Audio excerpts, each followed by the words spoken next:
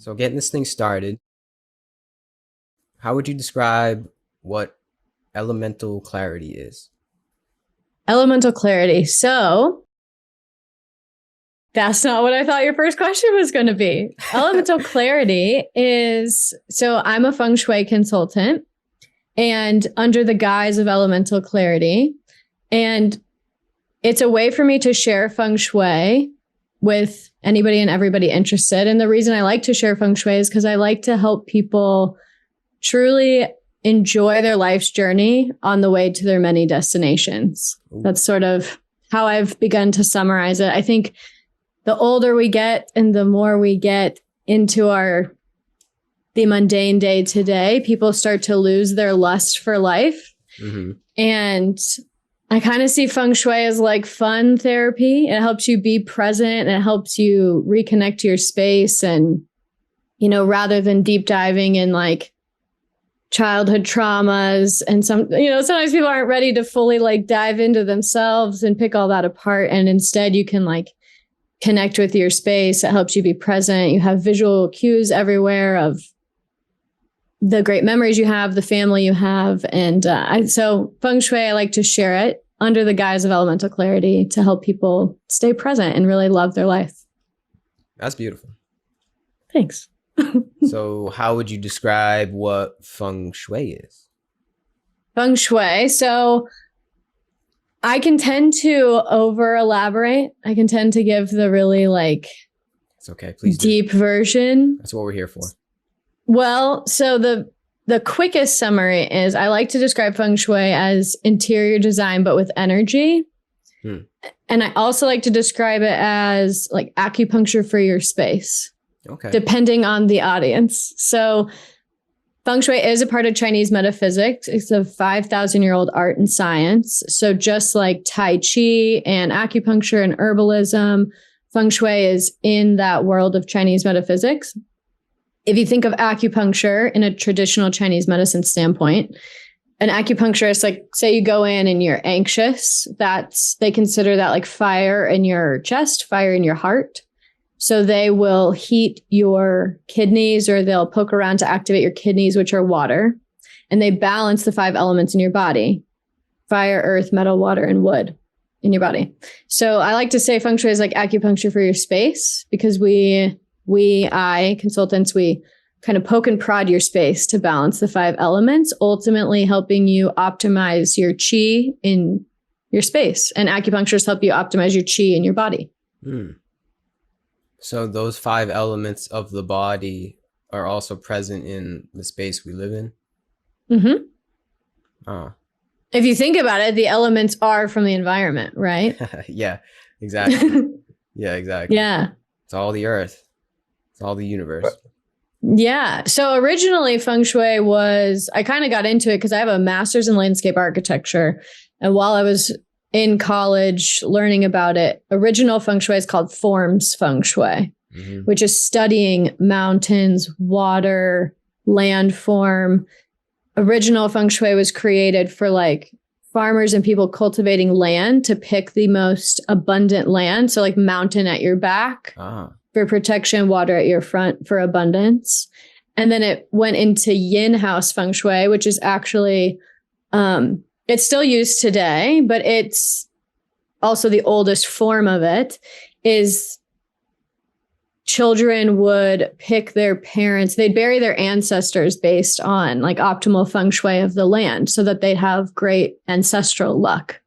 So as a landscape architect, I stumbled into it, writing papers about it. And then if you Google today, though, there's this whole westernized Feng Shui version, of course. It's much more DIY. It's a little bit more about tchotchkes.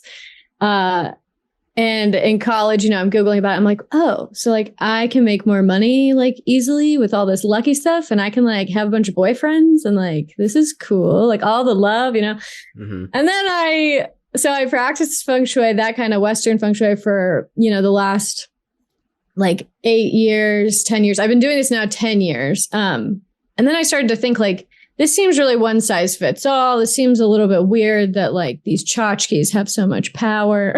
What is a tchotchke? So a tchotchke is like, just like a lucky charm, like the waving cats or like the Oh, Like in okay. Feng Shui, like gold dragons or, Okay. they're not all tchotchkes, but it's just like these objects that people, like a lucky frog or something. Tchotchke. Okay.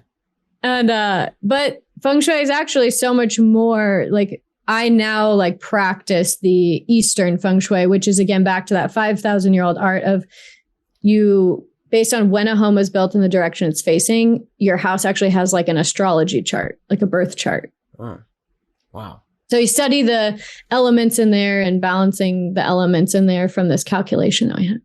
Jeez. All right. I don't even know where to You're start. like, I didn't know what we were getting into. No, this is good. This is good. So I think what was interesting about what you said is how Feng Shui came from this sort of intuitive natural guidance and back in the day when it was started, like the mountain at your back and the water in front. It almost seems like that's just something natural, like something intuitive. Like obviously, yeah, you'd want the mountain at your back. You don't want to have to worry about the invaders coming in behind you. You want the water for fertility and just water is life.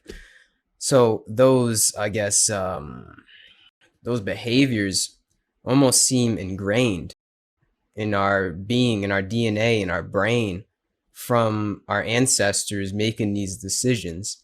And the Feng Shui rituals still uphold in our lifestyle. And you try to bring that about. You try to bring the spirit and the essence of the five elements into your home that originally came from, I don't know, thousands and thousands of years ago. Yeah. It's much more intuitive than people think. But if you think about it, for some people, it's not intuitive at all. Like you have some people who are very good at like the engineer math brain. And then you have people who spatial organization, this idea that a mountain should be at the back or that the solid wall should be at your back. For some people, that makes sense. But there's some people that they look at their living room and they're like, I have no idea how to rearrange this. Or well, that's me. I don't have anything behind me. So I don't got the Feng Shui. You're right. I'm vulnerable. You are. Yeah. You are not in the power position, as we would say as consultants. Like power position is a solid wall at your back. And like, so if you were to work at your desk all day, and say you work from home, you work at your desk all day. A lot of times people come to me and they're like, I can't focus. I'm not motivated. I just like can't get anything done is some of the common things. And one of the first things we look at is like, how's your desk positioned? Well, if you're facing with the door away, if you're facing in a way that the door is at your back and someone can come up from behind you, it is literally in our DNA, our subconscious to worry about like, somebody gonna come in. Yeah. I know. So true. Well, I got my right flank covered. My left flank is vulnerable. So I guess, I don't know. Is that something? That's probably something, right? I got my right side covered. Left, it's usually more like you want the left, the higher than the right. Yeah, you're a little backwards. My Feng Shui is all messed up.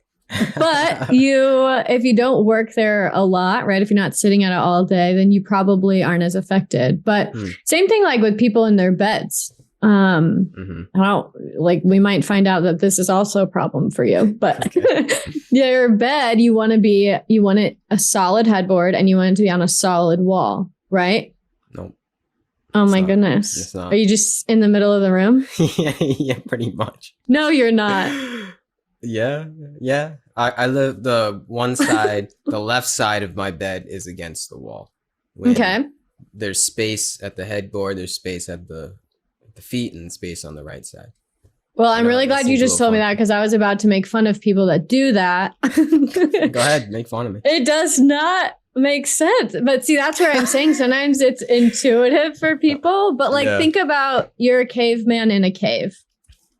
You wouldn't have been a caveman. I mean, you might have been the caveman sleeping in the middle of the cave. But wouldn't you have rather like gone to the back corner of the cave where the back was covered and the side was covered? Damn.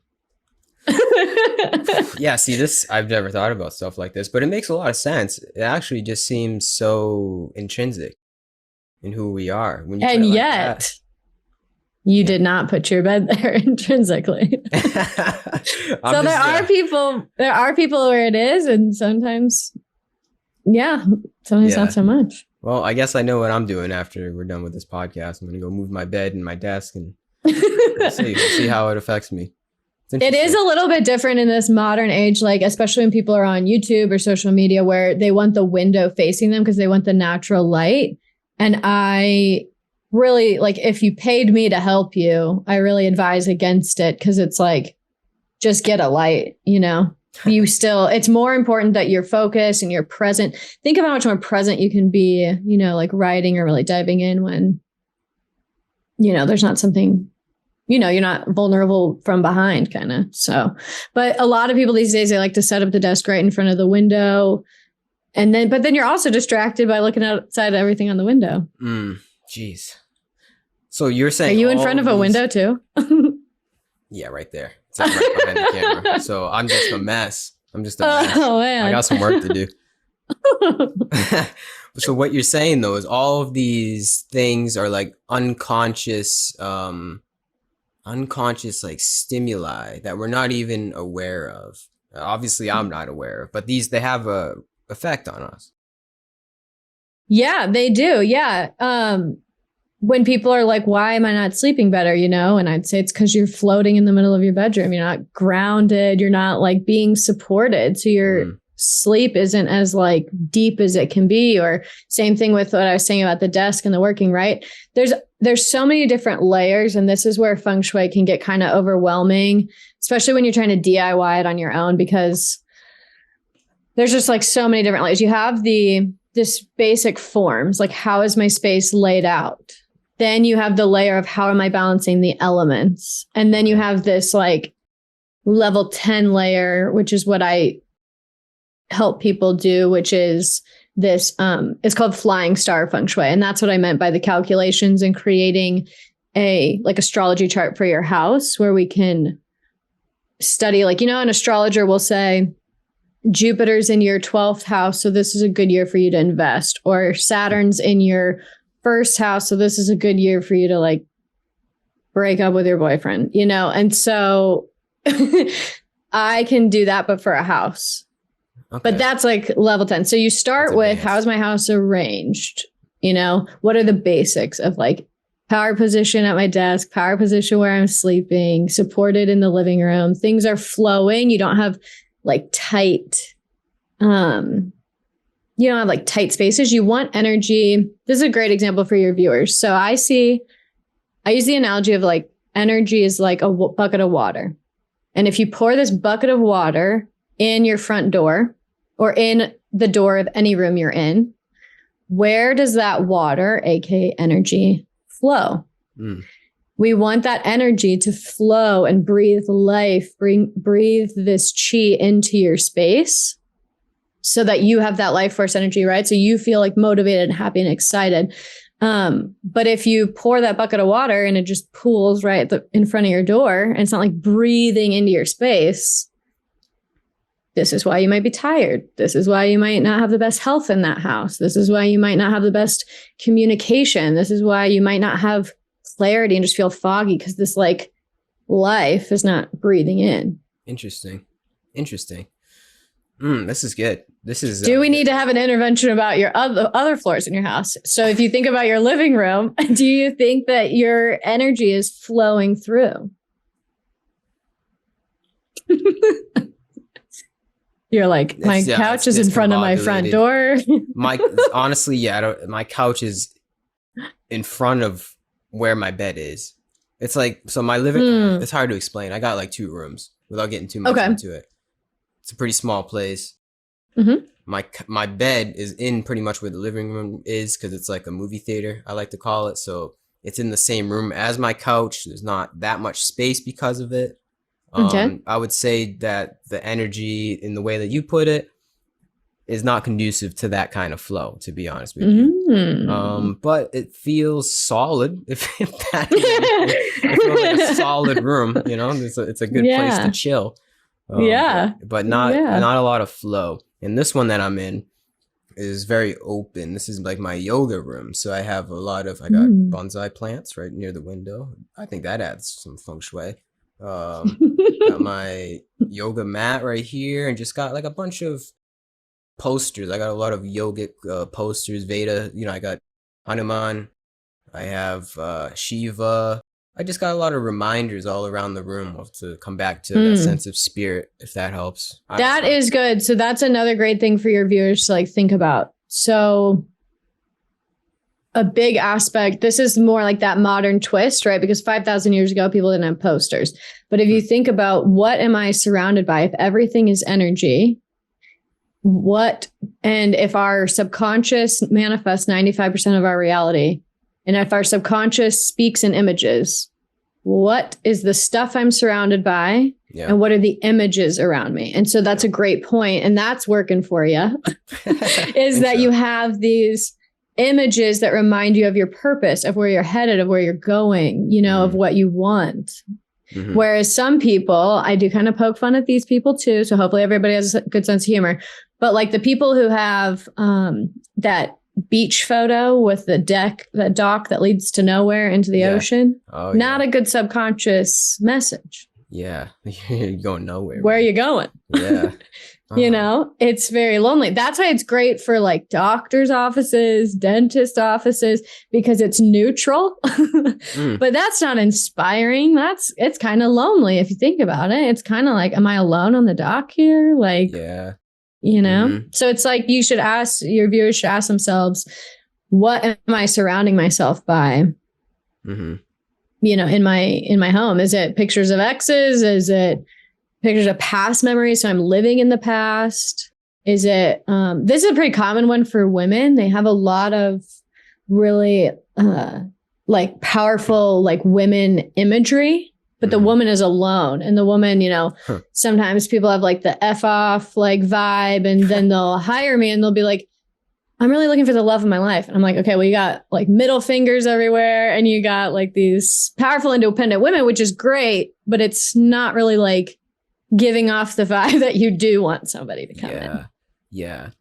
Wow. So what I'm getting from all of this is that the unconscious plays a very, very strong role in the way that we think, in the way that our whole life pretty much unfolds. And it sometimes goes beyond surface value of how it affects us. It's like another layer. It's like Feng Shui, it seems to be a deeper layer into our environment. And then that deeper layer, though, is actually, like you said 95%. I don't know if that is actually a real number or not, but I feel like it is. It's close to it's close to 100% of what the subconscious does to us and makes us feel. So I get it. It makes a lot of sense. And it also, this is another point, brings up the idea of the feng shui of modern society, like metropolises and our whole entire world, pretty much everything outside of nature. The feng shui, to me, from how I understand it from your explanation, is that it's a little off. Would you agree or disagree? Well, so Feng Shui is the study of how your environment affects you. So there's a lot of different ways to answer your question. A good thing for everybody to know is or at least this is like my truth. This is what I believe in. If you go with the Chinese metaphysics route, all of Chinese metaphysics is kind of centralized around this idea of the cosmic trinity. There's heaven luck, which makes up like 33% of manifestation powers, let's say. Man luck and earth luck. So heaven luck is this bigger power. It's the astrology, it's the planets, it's these like higher things. Man luck is your attitude, how you show up in your life, the effort you put in, the actions you take, the words you speak, the vibration you give. And then earth luck is this environment, right? So places like metropolises, cities like Hong Kong and Singapore, they are built with Feng Shui. Their city planning uses Feng Shui. So it can be this macro level, and then you can get as micro into your studio apartment. You know what I mean? So it is truly, they're like Arizona. I'm trying to think of the US who uses it. But in terms of major like cities, Hong Kong, Singapore are the two most famous for using Feng Shui to build. It's big in Arizona. There's certainly some like cemeteries that still use it and city plan with it. And what about like downtown Chicago? No, no Feng Shui there. But like also look at it this way. All of the major cities are built along water, except for Dallas, actually. Yeah. And now to most people, they're like, well, that's obvious. It's because we transported things with boats. You're on the water. But like, it's these things that build off these ideas from 5,000 years ago. Back to your point of mountain at your back, water at your front. So water is so like Chicago doing very well because it has water. Ohio has, even though it's not the ocean, has these major lakes, right? And yeah, that it's good for cities. Yeah. Yeah. So what is, go ahead. Well, so think about it too. Like, some people don't have the luxury of choosing where they live or where their apartment complex is built. But like, it's not, if you have the choice, it's not great feng shui to live across from like power plants, even cemeteries, because all that like energy is getting sucked out. It's not great to live across like trash places where, or recycling places where just all that infrastructure is in your front yard. It's better feng shui to live where the landforms are supportive. If you have the luxury to have the ocean at your front or just water, but you want that balance of the forms sort of like protecting your house. Of all the elements. Yeah. Wow. This is good. Oh, man. I don't even know where to go. I feel like it's such a rabbit hole. You can probably attest to that. That's why it's been a rabbit hole for 10 years of mine. Yeah. So I was in corporate and then got let go because of the pandemic, and I was in sales. I was like, you know what? Because I did landscape architecture, went into sales, got let go because of the pandemic. And I was like, you know what? I've been doing this. It's my passion. I love helping people love their life and just be inspired by life and just get excited about their life. And so I was like, let's just go make it a full-time thing. And what I'm realizing is, people really go down these rabbit holes of like, because, the internet, there's so many different sources. It's too many. It's like, so you do hear conflicting myths about feng shui, and you do hear different rules. And so, it's a rabbit hole, man. To your point. Yeah. So you can think of it as this macro in cities, and you can think of it from this like esoteric, like using the energy, but then it can get down to how do you decorate your space? Yeah. That's probably the most relatable way to tap into feng shui, is just how we decorate our homes, right? Yeah. Makes sense. Damn. Well, like I said, I got some work to do. Yeah. It seems. Now, do you notice a very drastic difference in your life since 10 years ago? And do your clients also say the same thing? Yeah, I definitely do. It's certainly something that, I know you're big on meditation. Like, there's all these people who kind of start with meditating and yoga and this like spiritual internal energy practice. And I was sort of the opposite because of my degree. Like, I sort of fell into that earth luck part of the Trinity, like the earth luck first, learning about feng shui, learning about this, like connecting to your space and like this luck and this energy around us.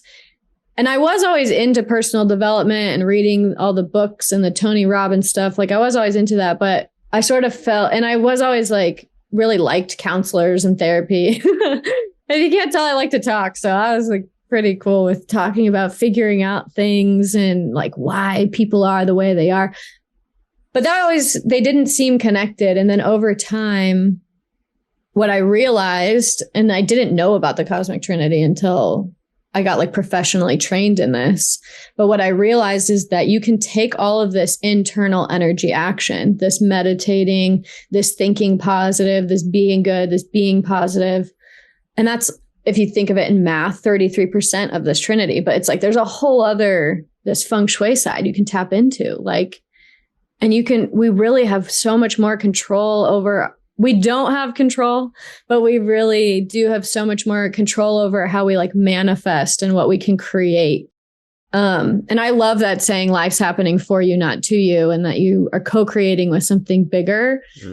And so it's like tapping into the space and using both is really important. So I sort of got on a tangent, but yes. So in terms of progress, I had a goal, for example, to pay off my student loans before I was 30. And my first landscape architecture job, my salary was like half of what I owed. And that student loan is like, you have 20 years to pay this off. And I was like, okay, I have no idea how this is going to happen. But I would feng shui to bring in the most abundance, to bring in energy that helped me meet the right people, that helped me advance, that helped me accomplish my goals faster. And I did eventually, I ended up paying off my student loans in a year early when I was 29. So 6 years instead of 20. It helped me, like, I didn't climb the corporate ladder because I was in sales, but it really helped me advance in my career quickly. For other people, I've had some women come to me that can't get pregnant. And I don't like to promise this because that's just such a heavy topic, but people who, we feng shuied their place. We saw some few things and it would help them get pregnant, or it helped them end up like relieving some pain, because there's certain things in our environment that, affect our house. And so sometimes it's undescribable. It's like, I work out, I do these things, I eat right. Like, I'm doing all of the right things. Why is this not working out for me? And I've got, countless stories of how you then use this earth luck energy paired with you doing everything right, being a good person, being positive, taking action. And it unlocks this other layer. Interesting. Another layer.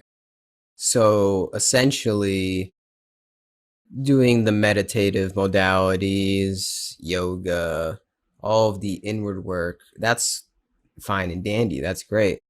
But it's super important, I would say. Super, super important. But maybe you're saying you're missing the point if you're doing yoga at a landfill.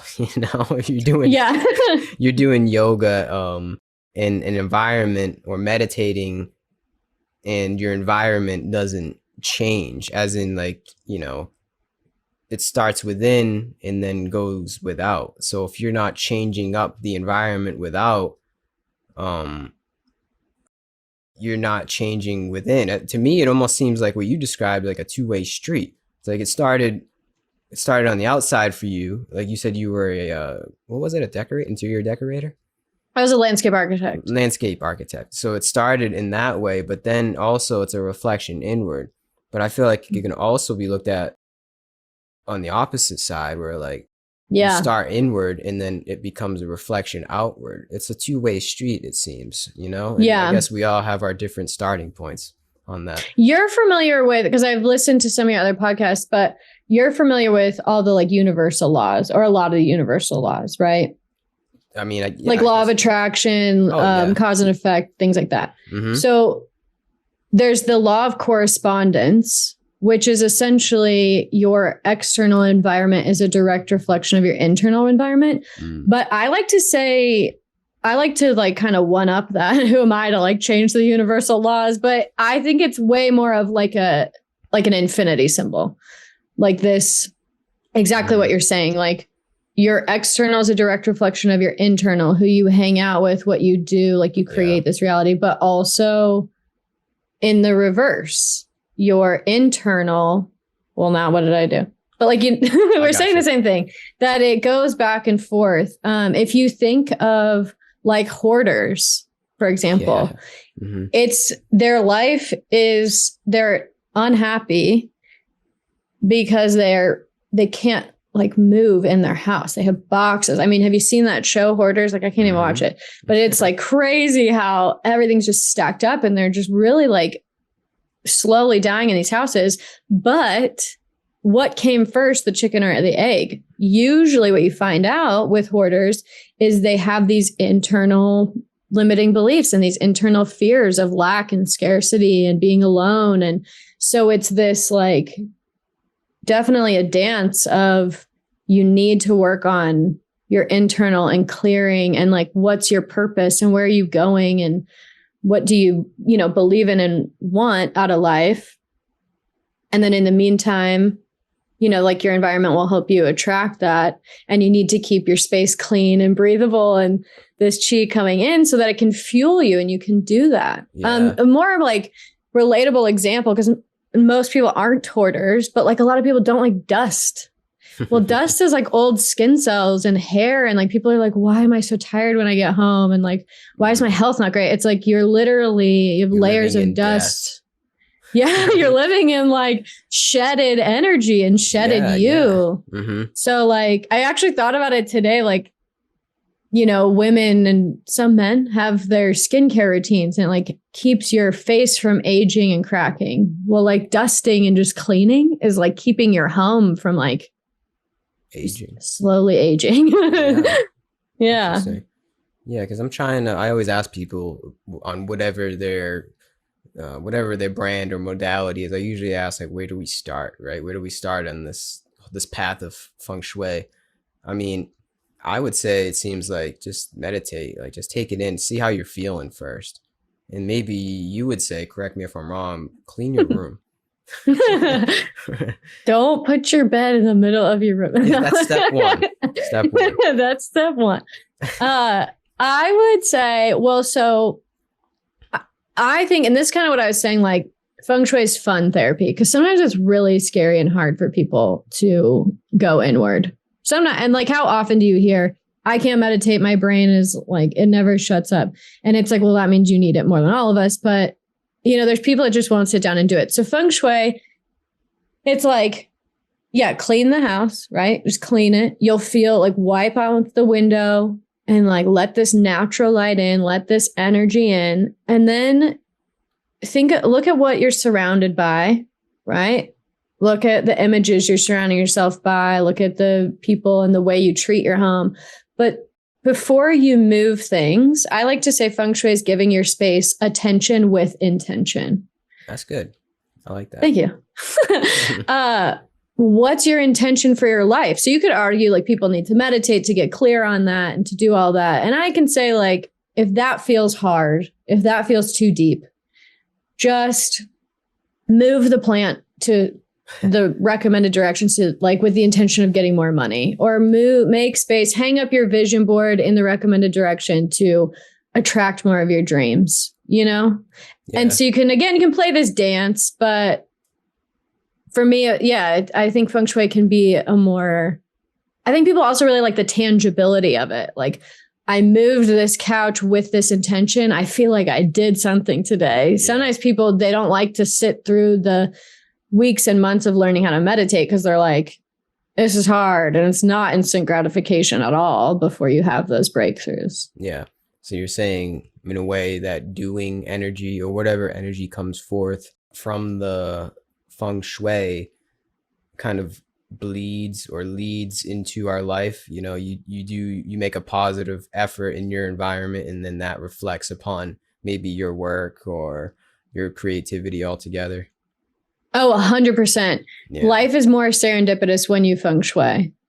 Like, you do these things, and if you're present, and this is why when you meditate and like, or just journal, or just do any kind of intentional like yogic anything practice, to where you know how to be present and like observe your thoughts and like observe your interactions, that's super helpful to this process. But when you Feng Shui, life becomes more serendipitous in the sense that everything becomes like, oh, why did I bump into that person? Or like, oh, I got a flat tire today, but like, why? Who am I meeting? Where did I get put? Sometimes people Feng Shui they come to me, they Feng Shui for their dream job. And it does not normally happen this way, but sometimes right after we Feng Shui, they'll lose their job. And it's like, don't panic. You didn't lose your job because Feng Shui doesn't like you and things went bad. It's because you wanted your dream job. So now you have the time to go and find it, the universe gave you that extra push. Rarely does it happen that way. But sometimes it is that like obvious, you set this intention, you gave your space this intention, you did the action, and you watch how it unfolds. It's very common. Like for me, the way it worked is I was a landscape architect, and I did this 5-year master's, like whole big thing. This was the plan. And then I'm doing it. And I'm like, I hate this. Like, this is not for me. They were like, Jeanette, you talk too much. You need to sit down and do your work. And then I was just like, what am I going to do? And I just was really getting into this like deep, dark rut. And so I feng shuied with the intention of like, help me find the answers. Like, I don't know. It's just almost like a naive college kid. Yeah, kind of, and that's where feng shui is not a religion, but it helps you connect to whatever you want to connect to, right? I do believe in God. So like I prayed or bigger spirit of something. I'm co-creating with something, right? Yeah. And I just say God to keep it easy. But I very recently after that ran into like a sales rep. And I was like, hold on a second. Your job is just like getting paid to talk and like talk about products you love. Like, and you just talk to the architects and sell, like, what a cool job. And so slowly I met the right people and connected. And then I got into a sales job and then I got recruited for the dream job I wanted, So yeah. It just like falls into place. But if I wasn't aware or present, and that's where feng shui helped me, because this was before I meditated. Feng shui helped me be like present because I knew why. Every time I looked at the plant or the couch or the water feature, I was like, that's helping my money energy. This is helping me find that right person. Interesting. So it's like a foundation. It's a foundation of remembrance and a reminder ultimately that leads us back to a sense of flow with life, a little less inertia. Right? It's like a nice solid it's a solid foundation built upon intentions in one's environment. Yeah. It's making sense.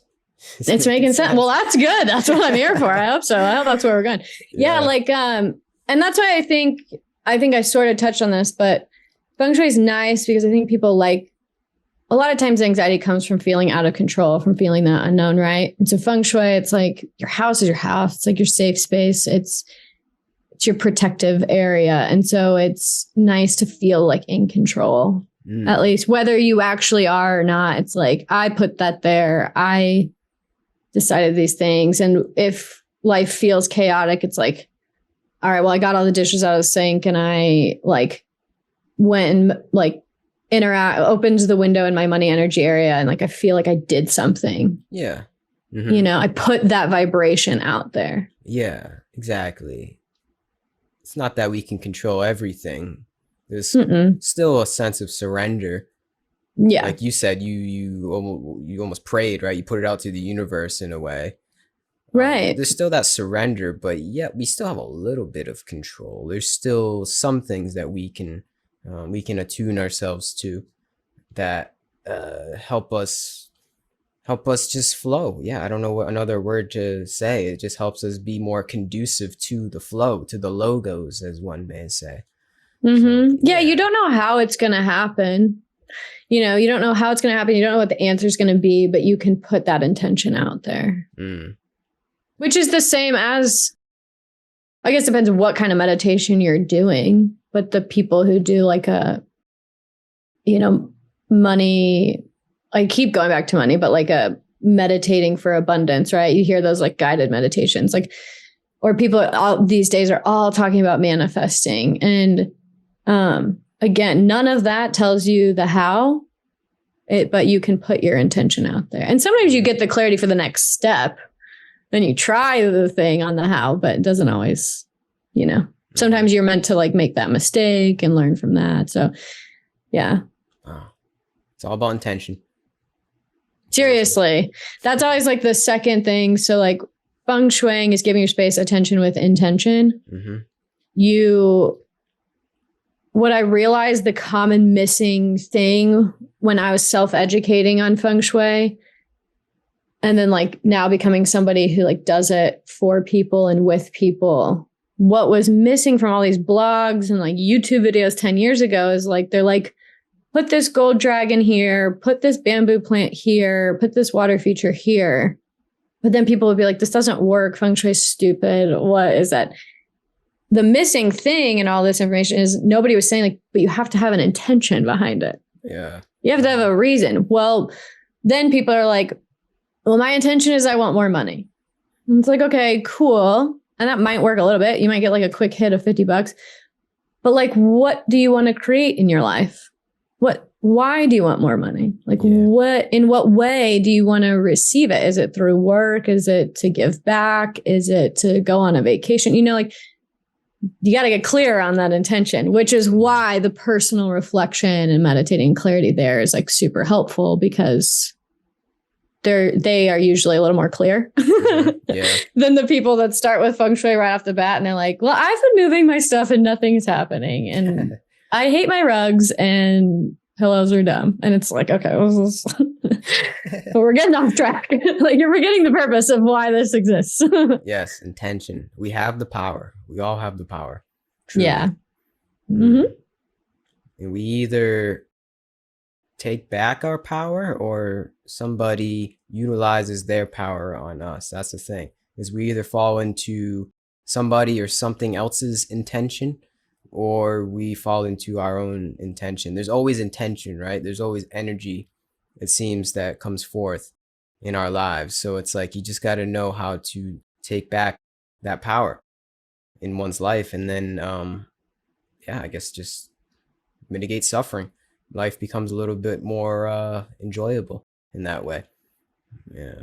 Sure. Yeah. And that's why, like, maybe if you're at a job you don't like and you're not getting along with your coworkers and stuff, like that's where your home is so much more important. People really like forget how much of a blessing, even if you're renting, even if you're living in a garage, like your safe space is so important, and reconnecting with the items that you have and things like that. It's very powerful. It is. I like to say our homes, and maybe not mine after our conversation. Yeah, I'm like poking hole. Yeah. But I like to say our homes are like a temple. If we don't actually go to a temple, I would say make your home into a sort of temple and have totems of reminders and remembrance all around to bring you back to that sense of spirit within. Obviously, like I said, I might have a little bit of work to do on the unconscious level, but I guess getting there, work in progress for all of us, right?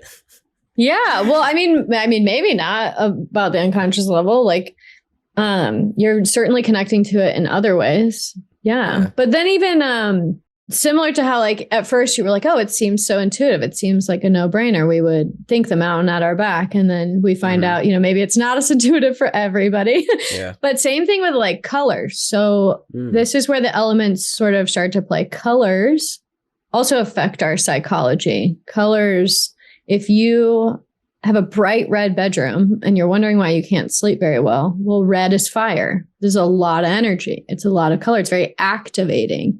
If somebody's very angry in the home and they sleep in the red bedroom, it's like, try and make it more of a zen space and maybe they'll chill out a little bit to play lightly.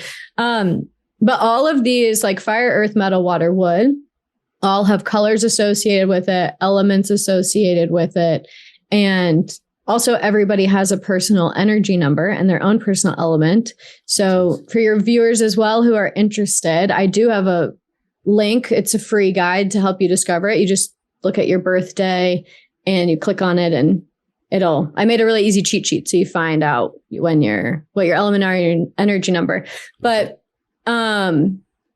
then you look at, okay, so I'm an earth person, so fire supports me and metal is like my output. So I balance the things. If I'm low on energy, if I'm not feeling well, like I boost fire sometimes to support me more. Wood controls earth.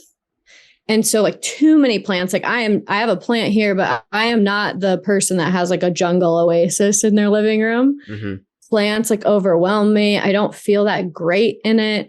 So then you go to this layer of, we've talked about the images and we've talked about the spatial organization, but then you go to this layer of what's my personal energy element and how can I support it and kind of use the colors and the materials to support me.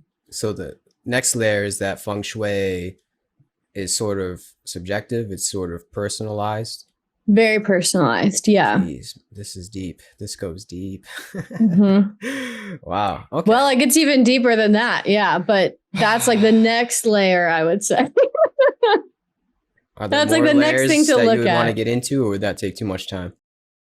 Well, I think to stay on this layer for a second, so then your viewers now they can ask themselves, they've looked at the images around them. Now look at the, go find out your personal element and look at, do you have the supporting elements, like the right colors? If you look at your house really quickly, you'll kind of start to see, typically we intuitively decorate with the colors that are supportive to us. Yeah. Usually before somebody tells me, I'll look at their house and I'll be like, you're definitely a personal energy number 3 or 4, which are wood elements. And they're notorious for decorating with lots of plants and teals and greens and blues. Earth people, in my experience, kind of like the metals more. So look at your space and kind of see, do I have a dominance of one? If I'm feeling slow and lethargic and not very motivated, maybe I have too much earth. Maybe I'm too grounded. Maybe I need some fire to like go. And wood is representative of growth and creativity and new ideas. Building. Yeah. Water is representative of like clarity and wisdom and those downloads and emotions. Yeah. Just stuff flowing through, right? Like water flows. I see. Yeah. Yeah. And then fire is that like the charisma, the bubbliness, the being seen. So you can look at like fire, passion, fire, energy. Am I getting a lot of negative attention? Do I have too much fire? So each element has like everything's a balance in this life. That's what it seems to be. Yeah, I feel that. Oh, wow. Are you a Libra? I'm a Sagittarius. Okay. Rising. Or Sagittarius sun. Oh, see, Pisces rising. I don't get into it like that. All I know is Libras are about balance. Oh, okay. You're like, I know one thing. That's it. And that was the one thing. And that's only because I'm a Libra. It's all about the balance. I feel that, though. Oh, that's it. You were like, don't list the rest. I don't know what any of these are. That's too much. That's it. Keep it simple. I'm a simple-minded man. Oh, that's funny. Yeah. Well, is there another layer that we could get into? Yeah, the next layer. Experience? The next layer, I'll show you. This would be good for an example. So let me pull it up because we set up sharing screen. Oh, yes. So this is like that level 10 feng shui that I was talking about. And this is really what it's called. Well, so it's what I do as a classical feng shui consultant. So there's different types of feng shui. There's BTB feng shui practitioners. That's more that Americanized, like Western feng shui. And then this is classical, the 5,000-year-old, like what Hong Kong and China and Singapore all use. Okay. And this is what I was saying about like a birth chart for your house. Based on when your home was built and the direction it's facing, I get these different numbers in each of the directions. So this is where I was saying, like, an astrologer would say, Jupiter's in your 10th house and that means this, and Saturn's in your first house and that means that. Instead, I read these numbers 1 through 9, and these combinations tell me similar things. Like, this is a good house for your money. This is a good house to live in for the next 20 years. You'll have some tax issues in this house. You might have some health issues in this house. So I can sort of see that from all these different combinations. Where do these numbers come from? It's from that calculation I said, where it's based on when your house is built and the direction it's facing. I have like a math calculation. So I do. This is through formulas. You're getting these numbers based upon, so based upon when it was built. It's almost like, oh, wow. Okay, so it's like the astrology of a building. Exactly. Jeez. Yeah. Okay. Or a birth chart of a house. Yeah, okay. I got you. Cool. And so let's say your personal energy number is 8. Okay. 8 is earth. And I would look in this house for you and I'd say 8 is here, 8 is earth, mixing here with metal 6. That's smooth. Metal and earth are smooth. Then you go over here, you have 8 and 1. That's smooth-ish. 1 is a good, nice, auspicious number. So even though it's earth and water, we'd want to add in some metal, because think about, can you see me or just that screen? I can see you. Okay. So the elemental cycle smooth is fire, earth, metal, water, wood. So as a Feng Shui consultant, we come in and we see something like this. 8 and 1 is not smooth. We're missing metal. So that's how we know to add in more metal. Wow. And so we make recommendations that way. Here we have 5 and 7, but 5's not a great number. So we add in more metal to smooth that energy. We have fire and metal here. And so we add in earth to make that smooth. So that's where Feng Shui consultants come up with, if you're doing this flying star technique, which is that level 10, like advanced Feng Shui. And then everybody has, based on your personal energy number, everybody has lucky direction. So then how can you use that more? How can you work there? How can you sleep in your health? How can you boost the relationships one so that you attract the love of your life, or just work on those co-working relationships, you know? So it's very, very, very dynamic and very custom. Seems almost like a science, though, in a way, when you have the formulas and you have it in this way. But what most people are used to is this one. So if you Google Feng Shui, this is what comes up. And this is that BTB westernized Feng Shui where, and I like this. I have a DIY Feng Shui course on my site if people want to do DIY and not dive straight in. But it's just much more, it's not as specific, right? Because if you think about it, it's DIY. I don't know your home. I didn't run the calculation. So it's still helpful though. This is what I did for 7 years. And this one's so much more based on that. It's all based on intention, but this one is really about, I'm rearranging, I'm giving these different directions specific intentions and really putting out what I would like. So this is where people will hear like put a water feature in the north and that boosts your career, or they hear put a money plant in the southeast and that helps your wealth, or they hear put a picture of 2 Mandarin ducks for love, you know, in the southwest. So this is what most people are used to, and I think it's a great place to start. But we were talking about how specific and dynamic it can get, and that's really where this is. And this is it's more fast acting, I would say. So people who, you know, hire me that want quicker results. I still can't promise anything. I'm not God. I can read this house for you and I can tell you what to do to make it go quicker, but it's still ultimately that timeline's out of our hands. I see. But typically people see results. Can people work with you online, as in they send you their floor plan and then you do these calculations based upon the blueprints like you're showing me right now? Yeah. So a lot of the work I do is virtual. Okay. Yeah. And it really, it's funny because I started doing this as a profession in the pandemic. So I couldn't have gone to your house anyway. So I'm very lucky to have the background that I have, because I'm very seasoned at reading floor plans and very seasoned at like just seeing proportions through a screen. So it's funny. Sometimes I'll have clients that have like a king size bed and I'm like, you need to rotate it. It needs to go to that wall. And we're just in Zoom and they're like, no, it won't fit. It won't fit. I'm like, trust me, it'll fit. Like, so I'm very lucky to have, and that's how life's all unfolding for us, right? Like, thank goodness I had those other paths first and learned those skills before I did this, because it makes it so much easier for me to do it virtually. Wow. So yeah, people can do it. There's like stuff you send. So you send your floor plan, I had like a checklist for people. And if you can't find a floor plan, because then everyone's like, well, I'm not going to do it. I can't find a floor plan. We can use your home from like Google Earth aerial view oftentimes, but it's like the more detail we can get, the better. Cool. Yeah.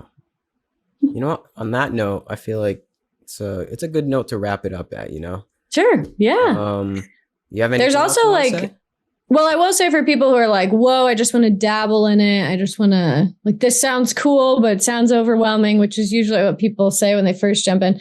That's like, go watch my YouTube channel. I have playlists that say like, start here, and it'll walk you through that, like, power position. Where's your desk? Where's your couch? Then it'll, next layer. Here's how you find your personal element and the colors. And like, I walk you through the infancy stage to the advanced stage. Cool. Awesome. Yeah, I'll link everything down below for anybody that's interested. Yeah, this was great. I don't even know what to say. This is very enlightening for me. Like I said before, I knew nothing of feng shui, and I guess it goes to show from how I described my apartment. But yeah, I think maybe in the next video, people will see a different view. Right. I know. Like, I'm excited to hear how much better you're sleeping when you put your bed in a place that makes sense. No. This is a side note. I feel like sleeping on the earth in a cave is actually that's probably pretty peaceful. I'd have to try that someday. Like actually sleeping in a cave. That has to be the most natural thing. Like I feel like all of our ancestors probably came from sleeping in caves, right? Or I mean, also on the trees too, up top. That's where our ancestors of our ancestors came from. But when we became humans, most likely we were all in this like huddled together in a enclosed environment before houses. A natural house is like a cave. So maybe someday I got to find a nice cave and see how that feels. Yeah. Well, and you get all that, people are talking about walking on the earth barefoot to get that energy recalibrated, Earthing, like sleeping on it. Like, yeah, you definitely feel better after. Your back might hurt a little bit, but you'll feel good. I can imagine. Well, yeah, this is, I could ask questions all day about this, but I think this is a good note to wrap it up at. I appreciate you coming on here, sharing your time, effort, wisdom, and feng shui with us. I don't know what else to say. Keep doing your thing, and I wish you all the best. Thank you. Thanks for having me. Thank you. Peace and love to everybody. Peace and love.